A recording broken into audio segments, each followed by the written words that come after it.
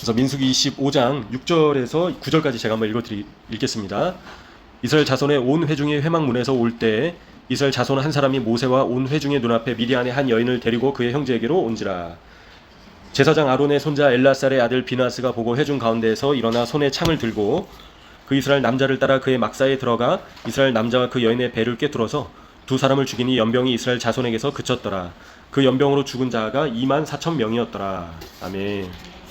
기도하시겠습니다. 아버지 하나님 감사합니다. 오늘 또 귀한 말씀을 저에게 허락해 주시고 또 말씀을 통해서 또 저희가 어떻게 살아야 될지 저의 삶 가운데 아버지 하나님 비누아스와 같은 삶을 살 수 있게 도와주시고 아버지 하나님 이 땅 가운데 있는 죄악이 끊어질 수 있도록 역사하여 주시길 간절히 기도드립니다. 아버지 하나님 주님께서 진노하시는 그런 죄악들이 끊어지게 아버지 하나님 끊어지는 놀라운 기적의 역사가 계속해서 펼쳐질 수 있도록 인도하여 주시옵소서. 이 시간 성령님께서 함께해 주시고 또 주관해 주시길 구하고 감사드립니다. 존귀하신 메시아 되시는 예수 그리스도 예수님의 이름으로 교류옵나이다. 아멘. 아론의 자손이기도 하고요. 그래서 25장 보시면요 11절에 그래서 아론의 손자 엘라살의 아들 비나스가 내 질투심으로 질투하여 이스라엘 자손 중에서 내 노를 돌이켜서 내 질투심으로 그들을 소멸하지 않게 하였도다. 그러므로 말하라. 내가 그에게 내 평화의 언약을 주리니 그와 그의 후손에게 영원한 제사장 직분의 언약이라. 그가 그의 하나님을 위하여 질투하여 이스라엘 자손을 속죄하였음이니라. 네, 그래서 비나스가 하나님의 노하심을 돌이키는 이제 그런 역할을 이제 했고요. 또 평화의 언약을 주시겠다고 이제 약속하셨고요. 영원한 제사장 직분의 언약을 주시겠다고 또 약속을 하셨습니다. 그래서 이제 유대인들이 이제 이 비나스와 관련된 말씀들을 이번 주에 살펴보는데요. 특별히 이제 비나스가 아론의 손자인데요. 또 이드로의 또 손자로 보기도 합니다. 그러니까 이제 외할아버지가 또 이드로 또인 걸로 또 이제 그렇게 유대인들은 이야기를 하고 있더라고요. 이번 주에. 그래서 비나스가 이제 오늘날로 치면 어떻게 보면 살인죄잖아요, 그죠? 네, 살아있는 사람을 창으로 배를 이제 찔러서 죽였는데요. 미디안 여인과 또 이스라엘 남자를 쳐서 죽였는데 어떻게 보면 이제 살인죄인데 이 일로 인해서 하나님께 상을 받을 수 있나? 근데 비느하스가 하나님의 질투심으로 질투해서 범죄한 백성과 미디안 여인을 죽였다는 거죠. 중요한 거는. 그래서 하나님의 노하심을 돌이키는 역할을 이제 감당을 했습니다.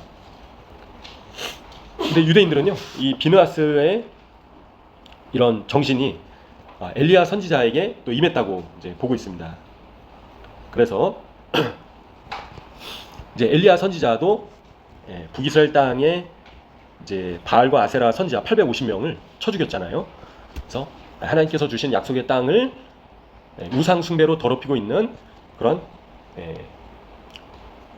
이방 종교 그런 바알과 아세라를 섬기는 그런 사제들을 비나스처럼 쳐서 죽였다. 엘리야 선지자도. 그래서 이 엘리야 선지자 비나스를 얘기할 때 또 엘리야 선지자를 같이 이번 주에 이야기를 합니다. 유대인들이. 특별히 이제 회당에 가보시면요, 빈 의자가 이렇게 있는데요. 한쪽 이제 자리에 보시면 그 엘리야의 의자가 이렇게 있습니다. 그래서 이제 남자아이들을 8일째 날 이제 할례를 하잖아요. 그래서 유대인들은 엘리야의 영이 온다라고 그렇게 믿고 있습니다. 참고로. 그래서 엘리야의 영이 아기를 축복한다. 이제 그렇게 보고도 있습니다. 참고적으로. 그리고 또 비느하스의 영이 온다라고도 이제 그렇게도 얘기를 합니다. 그래서 이제 비느하스 하면 사람을 죽이는 이제 그런 어떻게 보면 역할을 감당을 했는데 하나님께서는 비느하스를 책망하신 게 아니라 오히려 평화의 언약을 주셨다. 그죠? 이제 어떻게 이게 가능하냐? 그래서 유대인들은 하나님의 언약을 준행할 때, 지킬 때 평화가 있을 수 있다. 이제 그렇게 본다라는 겁니다. 이번 주에. 그러니까 하나님의 말씀대로 살 때, 그죠? 쉽게 얘기하자면 하나님께서 말씀하신 약속을 주신 그 언약들을 지켜나갈 때 이 땅 가운데 평화가 있을 수 있다. 그 얘기를 하고 있는 겁니다. 그래서 하나님의 언약을 어기고, 그죠? 하나님을 정면으로 대적하는 자를 이스라엘 백성에서 끌어내는 역할을 비느하스가 했다라는 거죠. 그죠? 죄를 끊는 역할을 했다라는 겁니다. 그럴 때 하나님께서 이제 비느하스에게 언약을 주셨다라는 거죠. 평화의 언약을. 그래서 이스라엘 백성들이 말씀에서 언약에서 벗어나는 방향으로 나가고 있는 것을 비느하스라는 한 사람이 막아선 거예요. 그걸. 그죠? 그래서 빛으로 계속 나가야 되는데 이스라엘이 그것을 벗어나려고 하는 시몬 지파였습니다. 특별히. 그죠? 이 시몬 지파를 막아서는 역할을 레위 지파의 비느하스가 감당을 했다라는 거죠. 그로 인해서 평화가 다시 올 수 있게 됐다라는 겁니다. 그래서 미디안 여인을 취하고 그로 인해서 결국에는 우상 숭배로까지 갈 수 있었는데요. 이제 그걸 막아서는 역할을 한 거죠. 그래서 하나님의 언약을 지킬 수 있도록 역할을 감당했다라는 거예요. 누가요? 비느하스가. 그럴 때 하나님의 평화가, 하나님의 샬롬이 임하게 됐다라는 겁니다. 그래서 하나님께서 진노하셨을 때 어떤 일이 있었습니까? 9절에 보시면요, 연병이 일어나서요 24,000명이 죽게 됩니다. 순식간에. 그죠? 어마어마한 숫자가. 오늘날 24,000명이 죽었다고 한번 생각해 보세요. 그죠? 질병으로 인해서 갑작스럽게 순식간에. 근데 더 많은 백성들이 죽을 수도 있었는데 비느하스가 창을 탁 꽂았을 때 연병이 그치게 됐다. 하나님의 진노하심이 멈춰졌다라는 겁니다. 그래서 이 미디안 여인은, 그죠? 미디안 여인은 이방 여인이죠. 근데 중요한 거는 이 미디안 여인이 어떻게 할 수 있었다라는 거죠. 하나님께로부터 이스라엘을 멀어지게 만들려는 사람이었다라는 거죠. 그죠? 그래서 미디안 여인과 모세의 구스 여인과는 이제 차이가 있다는 거죠. 같은 이방 여인이었지만 구스 여인은 하나님을 경외하는 여인으로 이제 유대인들이 얘기를 하고요. 하지만 이 지금 비느하스가 쳐 죽인 미디안 여인은 이스라엘로 하여금 하나님께로부터 멀어지게 만들 수 있는, 그죠? 멀어지게 만들려고 보냄을 받은 여자였다라는 겁니다. 그래서 그 여인을 취했을 때 하나님께서 진노하셨다라는 겁니다. 그래서 여기서 교훈을 얻는 것은 하나님께로부터 멀어지게 하려고 할 때 죽을 수도 있다라는 거죠. 그죠? 그래서 죄를 짓게 하는 것이 칼로 치는 것보다 더 큰 죄이다.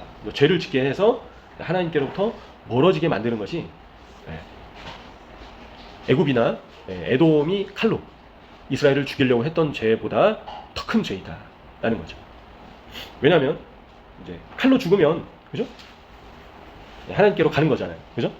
근데 이 미디안 여인은 칼로 죽이려고 했던 게 아니라 이스라엘을 하나님께로부터 멀어지게 만드는 죄를 짓게 해서 하나님으로부터 영원토록, 그죠? 영영이 떨어지게, 지옥으로 떨어지게 만드는 그런 역할을 이 미디안 여인이 했다라는 겁니다. 그죠?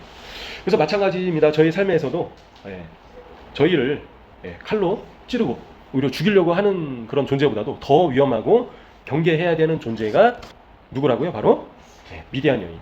그래서 사단 마귀가 미디안 여인과 같은 그런 유혹들을 통해서 저희를 하나님께로부터 멀어지게 만들려고 한다.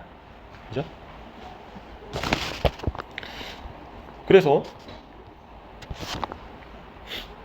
그럴 때 죽을 수도 있다라는 거죠. 죽을 수도 있다. 죽게 된다라는 겁니다.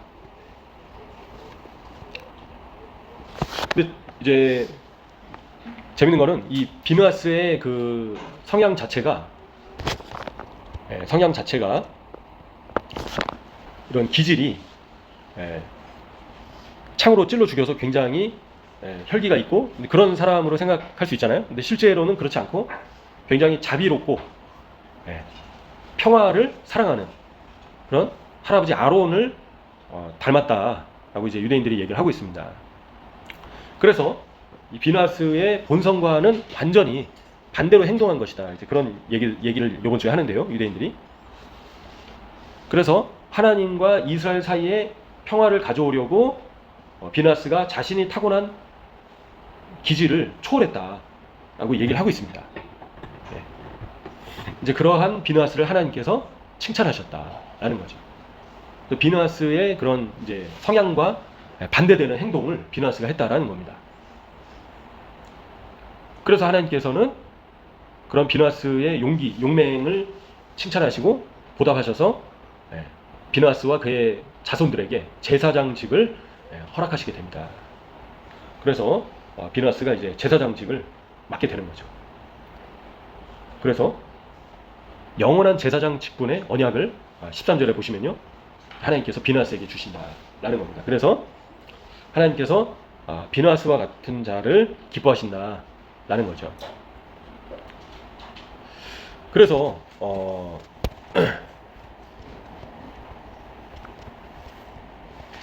비누아스 한 사람으로 인해서 결국에는 하나님과 이스라엘 사이에 평화가 다시 있을 수 있었습니다. 그래서 여기서 죽게 된 이스라엘 남자는 누구냐? 바로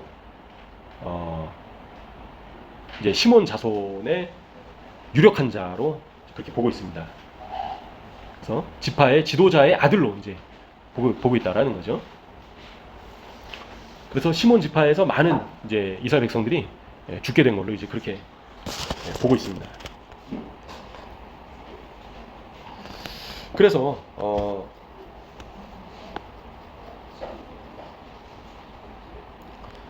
비누아스로 인해서 결국에는 이스라엘 가운데 다시 평화가 있을 수 있게 됐다라는 거죠.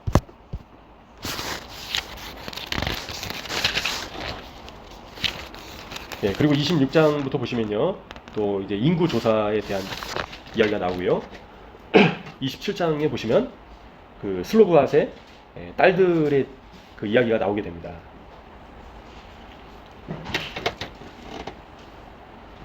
그래서 이제 그 분깃을 우리에게도 나눠줘라, 이제 그런 내용들이 나와 있죠. 그 다음에 이제 27장 12절부터 보시면요, 아바림 산에 올라가라, 이제 하나님께서 모세에게, 그래서 이제 모세가 죽게 될 것을 말씀하시고요.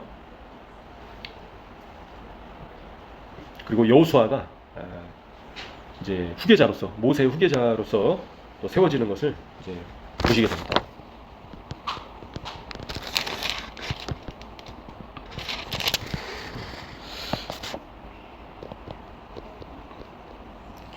그래서 이제 이 아바림산, 여기 12절에 보시면요, 아바림산이 바로 지금의 이제 요르단이죠.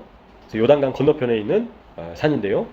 그래서 이제 느보산이 이 아바림 산악지역 안에 한 그 지역을, 한 그 봉우리를 느보산으로 이제 본다고 합니다.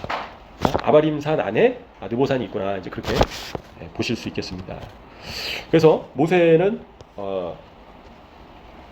이제 약속의 땅을 보긴 하지만 들어가지는 못하고요. 여호수아가 다음에 그 차기 후계자로서, 리더로서 또 이스라엘 백성들을 가나안 땅으로 이제 이끄는 것을 보게 됩니다. 그래서 이제 슬로브앗의 딸들이 27장에 보시면요, 모세에게 불만을 이제 제기하죠. 그죠? 아버지가 돌아가셔서 땅을 분배받을 수가 이제 없기 때문에 이제 거기에 대해서 이의를 제기해가지고요, 결국에는 아들이 없을 때 딸이 받는 것이 맞다라고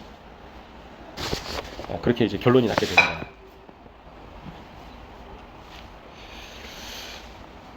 그리고 여호수아가 왜 리더가 됐는가, 이제 그와 관련해 가지고요, 모세에게도 자식이 있었는데요, 그죠? 근데 왜 모세의 자식이 아니라 여호수아로, 에브라임 지파의 여호수아로 리더가 바뀌게 됐는가? 근데 모세는 여기서 이제 짚고 넘어갈 것은 왕이 아니었다라는 거죠, 그죠? 그래서 왕이 죽으면 그 왕자가 왕위를 이어받는 이제 그런 왕이 아니었다라는 겁니다. 모세의 역할은 무엇이었냐? 바로 하나님의 말씀 토라를 이스라엘 백성에게 전해주는 역할이었다. 그래서 모세와 같은 역할을 모세의 후계자가 이어서 이제 했어야 됐던 거죠. 근데 여호수아가 이런 이제 특권을 맡아서 하게 됩니다. 그래서 단순히 여호수아가 이스라엘 백성들을 약속의 땅으로 인도하는 것뿐만 아니라 여호수아의 가장 중요한 책임은 모세와 같이 하나님의 말씀을 이스라엘 백성에게 전해주는 역할을 이어받았다라는 겁니다. 그래서 여호수아를 생각하면 여호수아와 갈렙 하면서 이 산지를 내게 주셔서 이제 갈렙이 그랬죠. 그리고 여호수아와 이 갈렙이 이제 우리의 밥이라고 아낙 자손들을 봤을 때도 담대했다. 그죠? 그래서 여호수아가 믿음의 그런 용사, 담대한 리더, 그리고 약속의 땅을 차지하는 그런 이런 장수와 같은 이제 그런 역할을 한 걸로 저희가 이제 보통 생각을 많이 하는데요. 근데 이제 여호수아의 가장 중요한 책무는 이끄는 책무도 싸우는 책무도 있었지만요, 하나님의 말씀을 이스라엘 백성들에게 전해주는 역할이 여호수아에게 있었다라는 겁니다. 그래서 여호수아가 항상 하나님의 말씀을 연구했다라고 이제 유대인들은 얘기를 하고 있고요. 그래서 여호수아가 하나님의 말씀을 연구하고 배울 때도 다른 이스라엘 백성들, 그죠? 그러니까 다르게 떠나지 않고 끝까지 남아 있었다라고 이제 전승에 따르면 유대인들은 얘기를 하고 있습니다. 그래서 끝까지 하나님의 말씀을 연구하고 묵상하고 배우는 자리를 떠나지 않고 또 그 자리를 정리하고 청소하는 일까지도 하나님의 집을 청소하는 일을 이제 여호수아가 도맡아서 했다라고 얘기를 하고 있습니다. 그래서 단순히 하나님의 말씀을 연구하고 준행하는 것뿐만 아니라 하나님의 집을, 그렇죠? 하나님의 집을 또 청소하고 관리하고 이제 지키고 지저분한 것들을 치우고 이제 그런 역할까지도 여호수아가 도맡아서 앞장서서 했다라고 유대인들은 이야기를 하고 있습니다. 그래서 나가서 여리고성을 정복하고, 그죠? 그리고 기본 주민들을 구해주고 이스라엘 땅을 정복하고 이제 이런 믿음으로 나가서 싸우는 그런 모습뿐만 아니라 이제 저희가 알지 못하는 여호수아의 모습은 하나님의 집을 그런 지키는 자였다라고 유대인들은 얘기를 하고 있습니다. 그래서 하나님의 말씀을 배우는 것뿐만 아니라 하나님의 말씀을 배우는 장소를 치우고 청소하고 관리하고 사람들을 도와주고 돌아보는 그런 역할을 여호수아가 감당을 했다라고 유대인들은 얘기를 하고 있습니다. 그렇기 때문에 하나님께서 특별히 여호수아보다 더 뛰어난 사람이 있을 수도 있었잖아요. 그죠? 근데 특별히 여호수아를 선택하셨다라고 얘기를 한다라는 거죠. 레위 지파도 아니었고요. 그죠? 에브라임 지파였는데 하나님께서 모세의 아들도 아니었다라는 거예요. 그죠? 아론의 자손들도 아니었다라는 겁니다. 그럼에도 불구하고 여호수아를 하나님께서는 모세의 후계자로 세우셨다, 택하셨다라는 겁니다. 그래서 마가복음 10장에서도 보시면 그러니까 여호수아가 한마디로 섬기는 자였다라는 거죠. 배울 뿐만 아니라 또한 섬기는 자였다. 근데 예수님께서도 마가복음 10장에서 뭐라고 하셨습니까? 너희 중에 누구든지 크고자 하는 자는 섬기는 자가 되고, 그렇죠? 너희를 섬기는 자가 큰 자이다 라고 말씀하시는 겁니다. 그러니까 여호수아가 그런 사람이었다라는 거죠. 44절에서도 너희 중에 누구든지 으뜸이 되고자 하는 자는 모든 사람의 종이 되어야 된다. 예수님께서 아주 명확하게 말씀을 하신 겁니다. 그죠? 그래서 여호수아가 그런 이제 섬기는 자였다라고 유대인들은 얘기를 하고 있다라는 겁니다. 그래서 저희도 그러한 으뜸이 되고자 하는 자는 모든 사람의 종이 되고 섬기는 자가 되어야 된다 말씀하시는 거죠. 그래서 섬기는 자가 큰 자이다 말씀하시는 겁니다. 예수님께서도 45절에서도 예수님께서 인자가 온 것은 섬김을 받으려 함이 아니라 도리어 섬기려 하고 자기 목숨을 많은 사람의 대속물로 주려 함이니라. 그죠? 예수님께서도 섬김을 받으려고 오셨나요? 섬기시려고 오셨다라는 겁니다. 그래서 항상 섬기셨다라는 거죠. 그래서 저희도 항상 섬기는 자가 되어야 된다.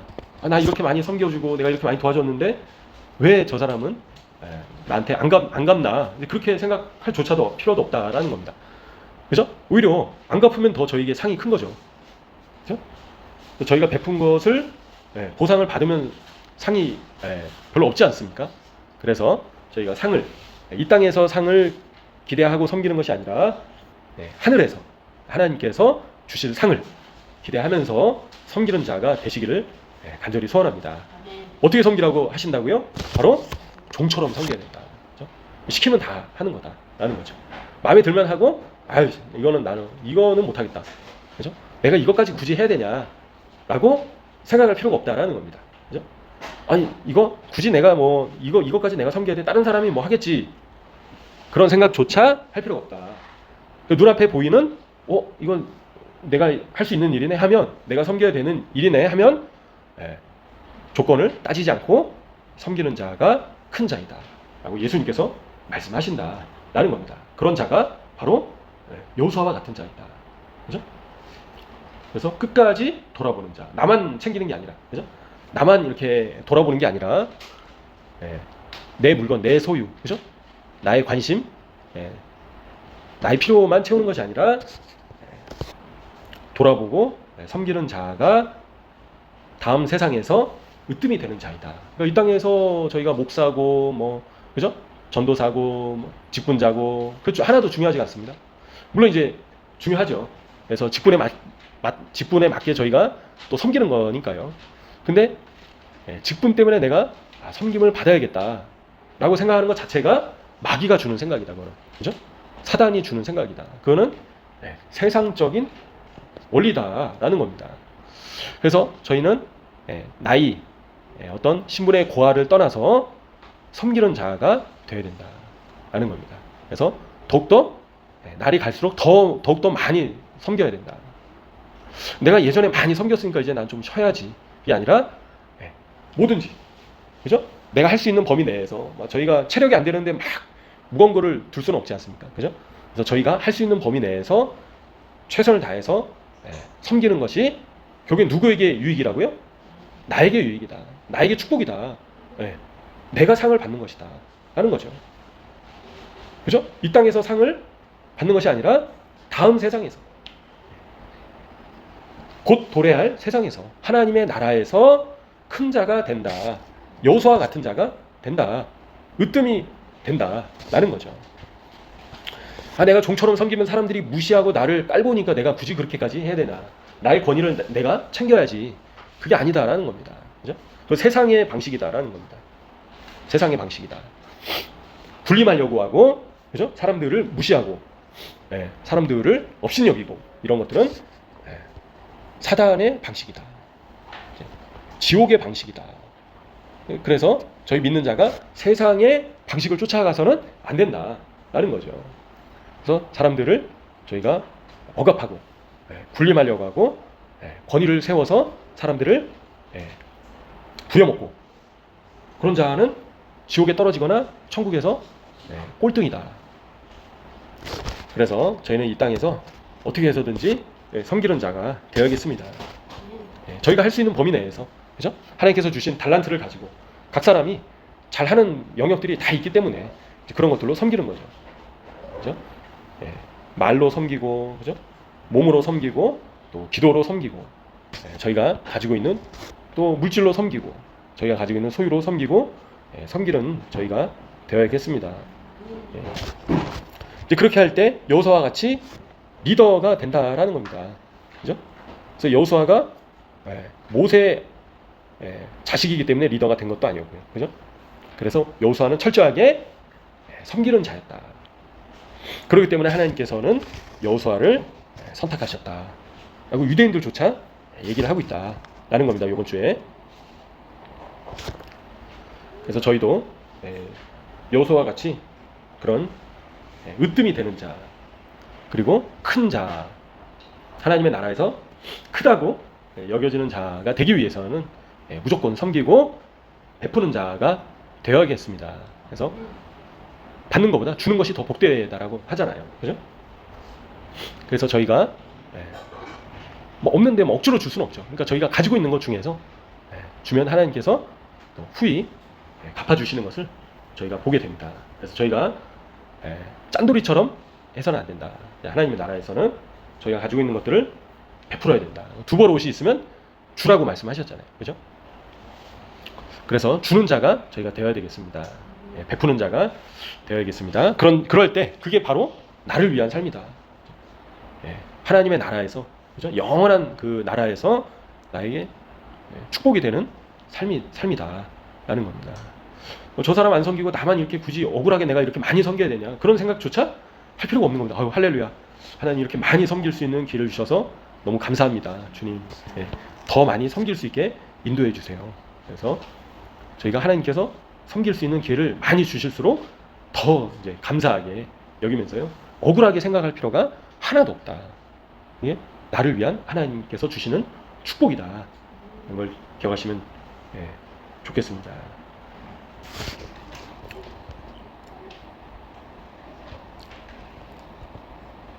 이제 그래서 이제 슬로바앗의 딸과 관련해 가지고요, 이제 유대인들이 또 얘기하는 것들을 이제 참고적으로 말씀드리겠습니다. 그래서 이제 이 슬로바앗의 딸들과 관련해 가지고요, 하나님께서는 모든 영혼에게 이 땅에서 어떤 몫을 주셨다라는 거죠. 그죠? 소유를 주셨다라는 겁니다. 그리고 사명을 받았다라는 겁니다. 모든 인간들은, 그죠?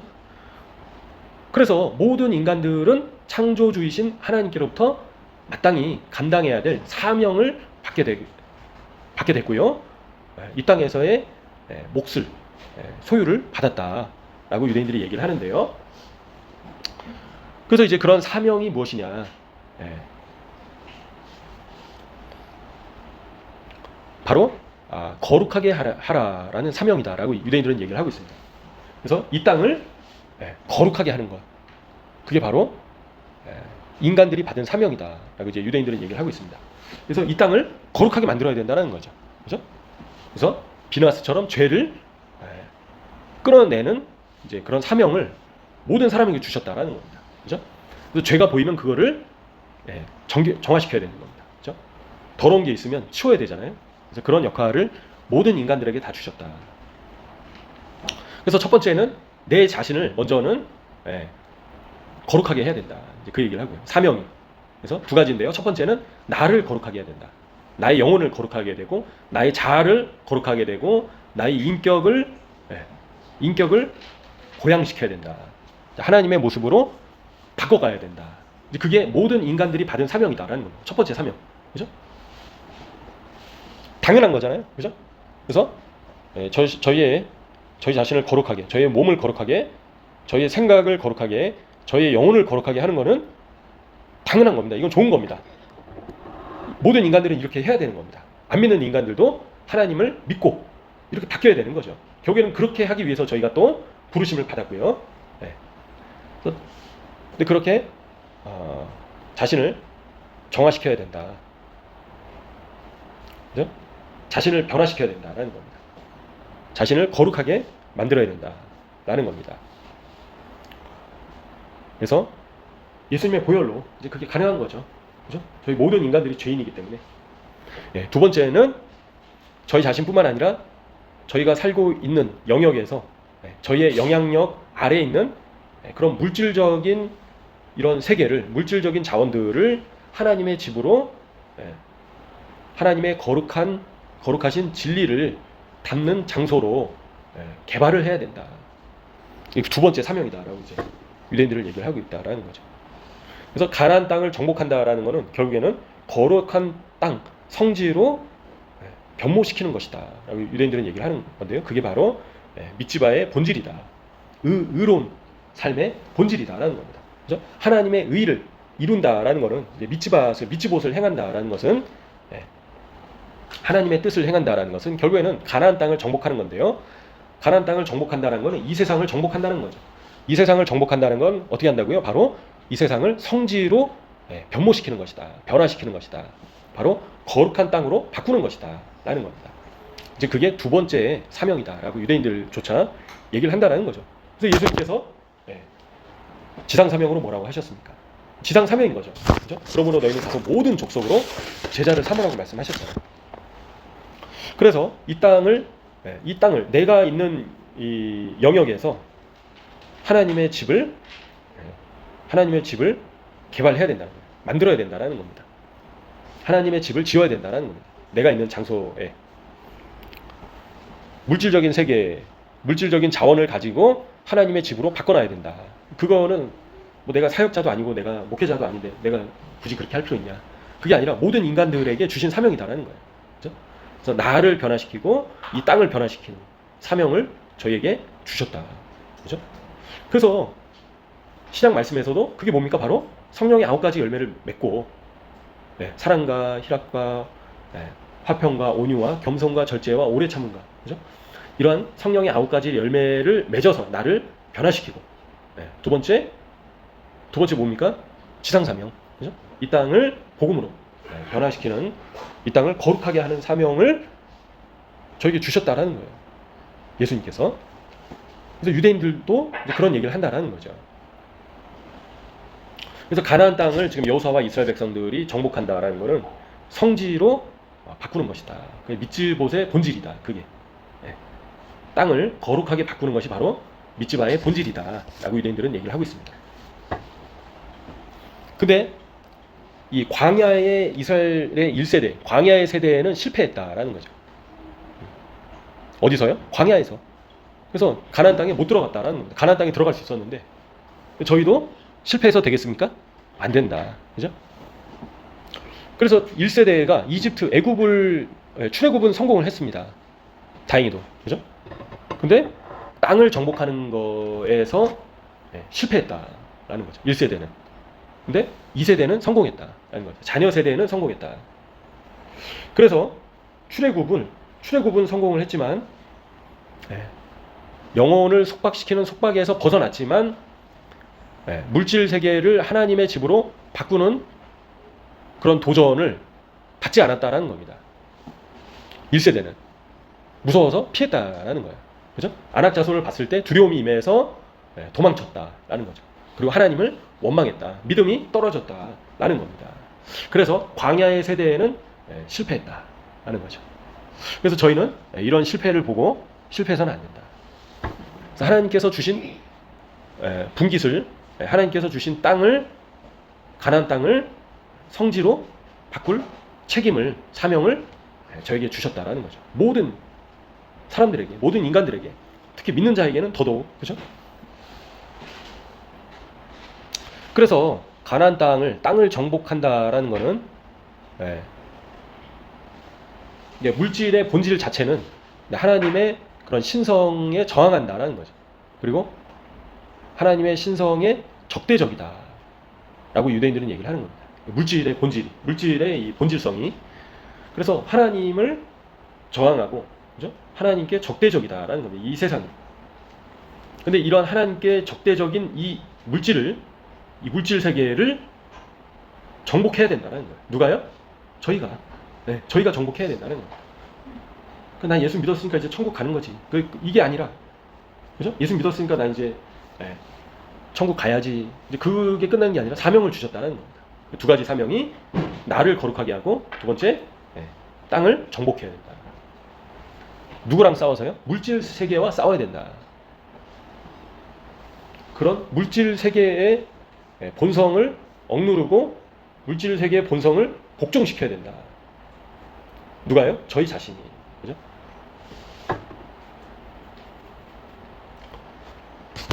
그래서 이런 사명을 모든 인간들에게, 또 믿는 자에게 주셨다라는 겁니다. 그래서 이런 어떤 하나님의 군사로 부르심을 받았잖아요. 그죠? 근데 나 이렇게 막 싸우는 게 나의 기질과 맞지 않아. 그죠? 이런 영적인 싸움에 열정이 없는 사람들도 있다라는 겁니다. 근데 그런 사람들이 이 땅을 정복하는 그런 사명에서 면제되는가? 그렇지 않다라는 겁니다. 그죠? 열정이 없다 하더라도 그 사명에서 면제될 수가 없다라는 거예요. 그래서 하나님께서는 모든 사람을 부르셨다는 겁니다. 어떻게 해요? 군사로서 부르셨다. 그래서 저희는 저희의 영역에 있어서 반드시 하나님께서 주신 그 땅을 정복해야 될 책임이 있는 겁니다. 저희 자신에게. 그죠? 무시해서는 안 된다는 거예요. 나는 할 수 없어. 이렇게 소극적인 태도로 나와도 안 된다는 겁니다. 그래서 이 슬로브앗의 딸들은 어떻게 보면 이제 이 땅을 물려받는 일은 남자들만의 일이라고 생각할 수도 있잖아요. 그죠? 근데 이 딸들은 그렇지 않았다는 거죠. 여자인데도 불구하고 여자인데도 불구하고 이 땅을 정복하고 정착하려는 그런 역할을 이제 슬로브앗의 딸들이 그죠? 차지했다라는 겁니다. 하나님께서 저에게 주신 그 유산을 몫을 차지해야 된다는 거예요. 자동으로 그냥 이게 뭐 주어지는 게 아니라 싸워서 정복해야 된다라고 얘기를 한다는 거죠. 그래서 적을 굴복시켜야 된다. 물질 세계를 굴복시켜서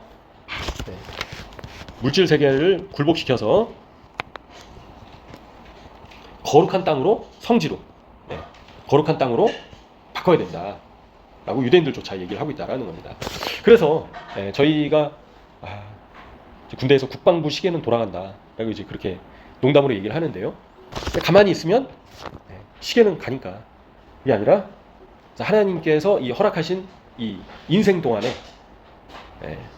가만히 있는 게 아니라 하나님께서 주신 그 몫을 슬로브앗의 딸들처럼 찾아야 된다. 적극적으로 그래서 정복해야 된다. 하나님께서 저에게 주시고자 하시는 그 영역을 저희가 취해야 된다라는 겁니다. 그래서 그 땅을 가나안 땅을 우상 숭배하는 땅을 하나님을 경외하는 땅으로 바꿔야 된다. 내가 뭐 무슨 능력이 있다고, 내가 뭐 아는 게 많이 있다고, 내가 뭐 목회자도 아니고 사역자도 아닌데 그렇게 생각을 하면 안 된다라는 겁니다. 각 사람에게 하나님께서는 다 사명을 주셨다는 거예요. 각 사람마다 조금씩 차이가 있겠죠. 근데 자기 자신을 안다라는 거죠. 그리고 모르면 하나님께 여쭤봐야죠. 여쭤보고 하나님께서 내게 주신 기업이 무엇인가, 그죠? 그거를 제게 주십시오. 이 산지를 주소서라고 갈렙이, 그죠? 가장 그 험한 땅을, 가장 위험한 땅을 하나님께 구했다라는 거예요. 그래서 갈렙이 헤브론 산지, 아낙 자손이 있었던 네피림처럼 키가 장대한 그런 거인들이 살던 그런 헤브론 산지를 갈렙과 그의 자손들을 싸워서 정복했다라는 거죠. 그리고 그런 아낙 자손들을 다 쳐서 복종시키고 그 땅을 성지로, 거룩한 땅으로 바꿔 나갔다라는 겁니다. 성공했다라는 겁니다. 갈렙은. 그죠? 그래서 저희는 그렇게 하나님께서 주신 기업을 나몰랑 하지 않고 주님께 슬로브앗의 딸들처럼 기업을 주소서라고, 갈렙처럼 이 산지를 제게 주소서라고 이제 믿음으로 구하셔야겠습니다. 그 재밌는 거는요, 이제 여호수아가 이제 리더로 세워지잖아요. 근데 이 세상의 리더는 이제 하나님 나라의 리더와 다르다라는 거죠. 재밌는 거는 이제 메시아께서 오시기 전 시대에 지도자들은 개의 얼굴을 갖게 될 것이다. 멍멍이의 얼굴을 갖게 될 것이다. 라고 이제 그렇게 유대인들은 얘기를 하는데요. 그죠?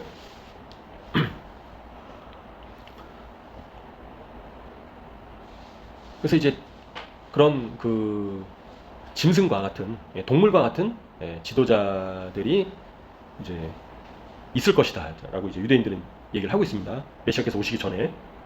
올라 보면 유대인들이 얘기하는 게 또 맞는 것 같습니다. 그죠? 전 세계에 많은 그런 악한 지도자들이 지금 많이 세워지고 있잖아요.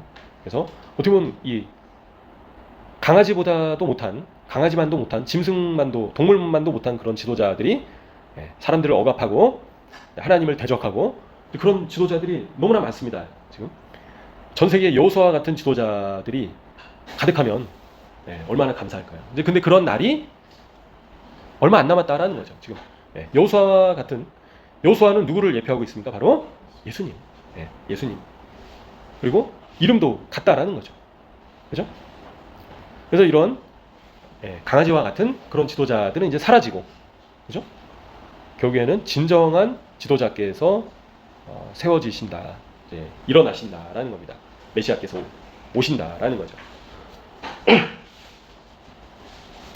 근데 이제 개의 특징은 개가 보통은 이제 앞서서 가잖아요, 그죠? 주인이 이제 개 목걸이를 이제 쥐고 개가 먼저 앞장서서 가는데, 이제 개가 마치 개가 이제 주인인 것처럼 이렇게 행세를 한다라는 거죠. 근데 실제로는 개는 개일 뿐이다. 그래서 진정한 주인은 누구십니까? 바로 하나님이시다라는 거죠. 그렇죠?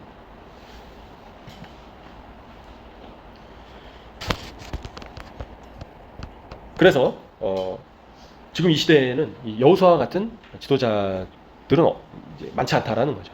그래서 그런 진정한 지도자가 없는 그런 시대가 바로 메시아께서 오시기 전에 시대가 이제 그런 모습일 거다라고 이제 유대인들조차 얘기를 하고 있습니다.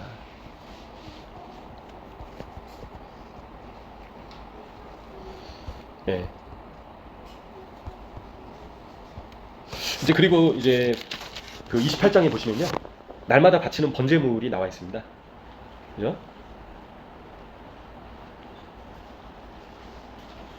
2절에 보시면요, 내 헌물, 내 음식인 화제물, 내 향기로운 것은 너희가 그 정한 시기에 삼가 내게 바칠지니라. 그죠? 하나님께서 나의 음식이다, 향기로운 음식이다라는 거죠. 뭐가요? 화제물이, 그죠? 번제물이 하나님의 음식이다, 향기로우신 것이다. 그래서 아침에 드리고 해질 때에 드릴 것이다. 그죠? 하루에 2번씩 이제 하나님께 번제물을 올려드렸다 하는 거죠.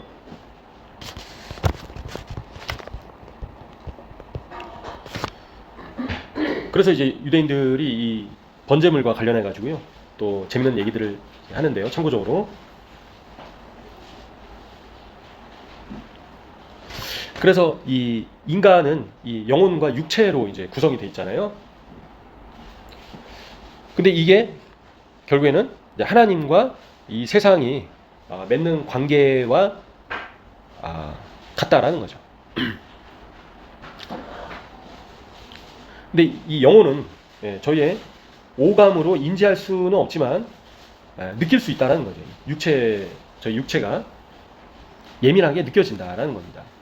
마찬가지로 하나님께서도 우리의 이 현실을 초월하시는 분이시고, 우리가 볼 수도 없고 들을 수도 없고 만질 수도 없고, 그죠? 냄새 맡을 수도 없고 맛볼 수도 없는 그런 분이시다라는 거죠. 하나님께서 우리의 지각을 완전히 초월하시는 분이시다. 누가요? 하나님께서. 하지만 영혼이 있어야지 육체가 있을 수 있는 것처럼, 영혼이 육체에 또 활력을 불어넣는 것처럼, 하나님께서 이 피조물 전체에 활력을 불어넣으시는 분이시다. 그리고 보이지 않으시지만 모든 이 세상의 영역에서 존재해 계시는 분이시다 라는 겁니다.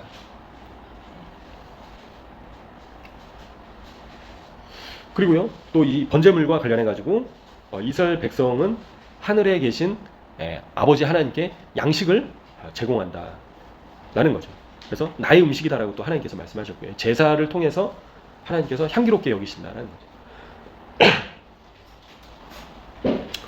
그래서 이 저희가 먹는 이 음식, 그죠? 또 저희가 같이 샤밧 식사하면 맛있는 음식을 같이 드시잖아요.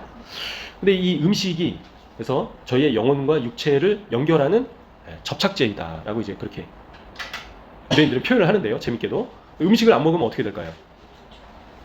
영혼과 육체가 분리가 된다는 겁니다. 왜요? 죽으니까. 그래서 음식이 있기 때문에 저희의 영혼과 육체가 연결되고 있을 수 있다는 겁니다. 그 연결하는 접착제이다라는 거예요. 음식이 중요하죠. 그래서 물과 음식을 먹고 마시지 않으면 죽게 돼서 저희의 영혼과 육신이 분리된다는 거예요. 끊어진다는 거예요. 그래서 저희의 이 육신적인 육체의 껍질 안에 영의 형상을 음식이 집행을 해준다라는 거예요. 그래서 음식이 그만큼 중요한 겁니다. 그죠? 근데 이스라엘이 하루에 2번씩 하나님께 음식을 올려드렸다는 거예요. 향기로운 음식을. 그죠? 네. 그래서 하나님께서는 나의 음식, 나의 빵이다. 네. 그리고 오늘날의 유대인들은요. 그래서 이 나의 음식을, 하나님의 음식을 뭐로 볼까요? 바로 지금 성전이 없으니까 바로 기도. 기도. 저희가 하나님께 간절히 올려드리는 그 기도를 향기롭게, 또 향이잖아요. 그죠? 향단에 기도가 올라가잖아요. 그렇죠? 그래서 저희가 간절히 그냥 뭐 마지못해서 그냥 막 이렇게 하는 기도가 아니라 마음을 간절히 실어서 하나님께 올려드리는 기도가 또 하나님께서 향기롭게 여기시는 향이다라는 거죠. 그리고 음식이다. 유대인들은 그렇게 표현을 하고 있습니다. 그래서 이러한 음식이 육신과 영혼을 붙여주는 것처럼 저희가 하나님께 올려드리는 이런 향기로운, 그죠? 번제물이, 기도가, 그리고 또 저희의 삶이, 그죠? 저희의 수고와 저희가 번제물로 하나님께 올려드리는 것이 유대인들의 표현대로라면 하나님과 이 세상을 연결시키는 음식이다라는 거예요. 그죠? 이거를 유지시켜주는 것이다라는 겁니다. 이제 그렇게 표현을 한다라는 겁니다. 참고적으로요. 재밌게도. 그래서 저희가 이 땅을 유지시키는 역할을 저희가 감당을 하고 있다는 겁니다. 어떻게 해요? 기도를 간절히 기도를 통해서, 그리고 또 저희 자신이 직접 살아있는 번제물로 드려진다라는 겁니다. 저희의 삶이, 저희의 섬김을 통해서, 그죠? 저희의 소유를 통해서 하나님께 번제물로 올라간다라는 거예요. 저희가 향기로운 음식이다라는 겁니다. 또 요한복음 4장에 보시면 참고적으로 예수님께서 뭐라고 하십니까? 제자들이 좀 예수님 좀 드세요, 이렇게 드십시오, 이렇게 잡수소서 말씀드리잖아요. 그죠? 예수님께서 뭐라고 하십니까? 너희가 알지 못하는 양식이 내게 있다. 누가 드렸냐? 제자들이 서로 물어보잖아요. 네? 예수님께서 뭐라고 하셨습니까? 나의 양식은 나를 보내신 이의 뜻을 행하며, 그죠? 하나님의 뜻을 행하시고 하나님의 일을 온전히 이루는 이것이다. 또 여기서도 음식으로 이제 비유를 하신 거예요. 그죠? 그래서 예수님께서 이 땅에서 하신 일이 무엇입니까? 바로 기도. 기도하셨죠. 간절히 기도하셨고, 그리고 하나님의 일을 이 땅에서 이루셨으니까 속죄물로 드려지셨다. 그리고 인간들에게 말씀을 가르쳐 주시고 고쳐 주시고, 이제 그게 바로 양식, 음식이었다라는 겁니다. 예수님의 양식이셨다라는 겁니다. 그래서 28장에 보시면요, 하루에 2번씩 정기적으로 예물을 하나님께 올려드려야 된다는 겁니다. 그래서 일주일에 한 번 뭐 이렇게 아니라 매일마다 하나님께 음식을 올려드려야 되는 거예요. 어떤 음식이요? 향기로운 음식. 냄새나는 음식이 아니라 향기로운, 나의 음식이다 라고 말씀하시잖아요. 나의 헌물이다. 그래서 저희는 막 일주일에 한 번 예배 드렸으니까 땡, 그게 아니라 매일마다 하나님께 음식을 올려드려야 되는 겁니다. 저희 하나님께서 기뻐하시는 일을, 그죠?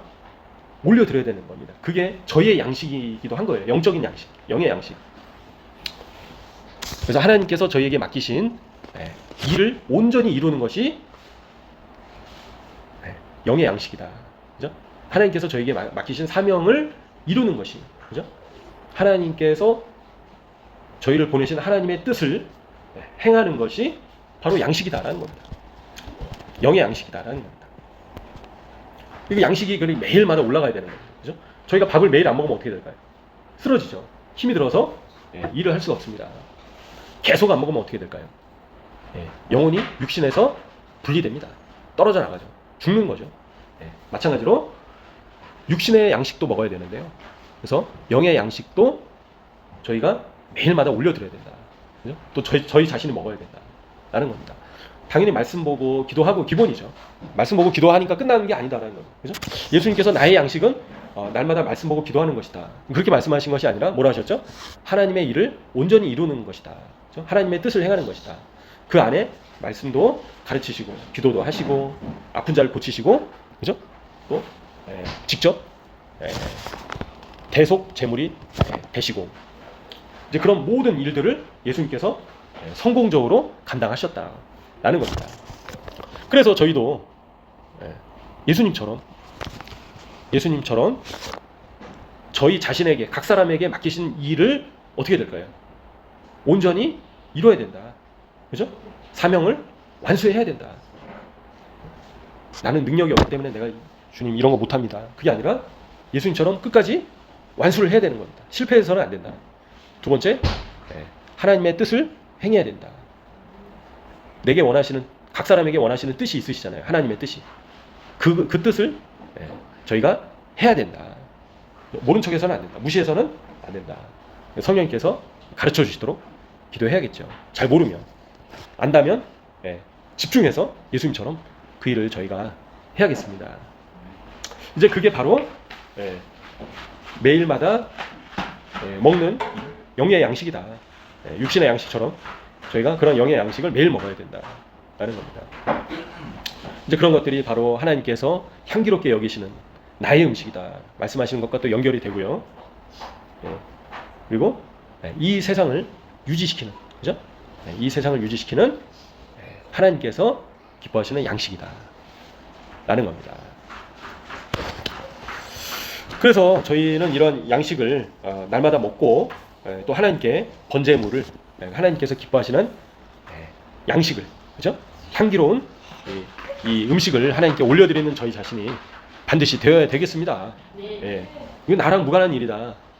아니다. 내가 사역자도 아니고 목회자도 아닌데, 그죠? 그게 아니라 각 사람에게 그런 역할을 맡기셨다라는 거죠. 사명을 주셨다라는 겁니다. 유대인들조차 얘기를 하는 거예요. 나를 거룩하게 만들어야 되고 하나님께서 주신 사명을 반드시 이뤄내야 된다. 유대인들조차도 이제 그런 얘기를 하고 있다. 기억하시면 좋겠습니다. 그래서 오늘 또 들으신 말씀을 또 잘 기억하시면서 기도하시면 좋겠는데요. 그래서 비나스 통해서 저희가 또 배우게 되는데요.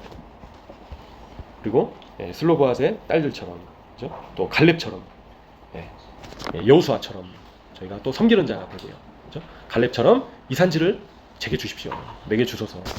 그래서 슬로보앗의 딸들처럼 기업을 제게 주세요. 그래서 저희가 날마다 하나님께서 향기롭게 여기시는 양식을 올려드려야겠습니다. 또 마찬가지로 번제물을 날마다 올려드리고요. 그래서 이런 말씀들을 기억하시면서요, 이 시간 함께 주님 앞에 기도하시면서 나가시면 좋겠습니다. 기도하겠습니다. 주여 아버지,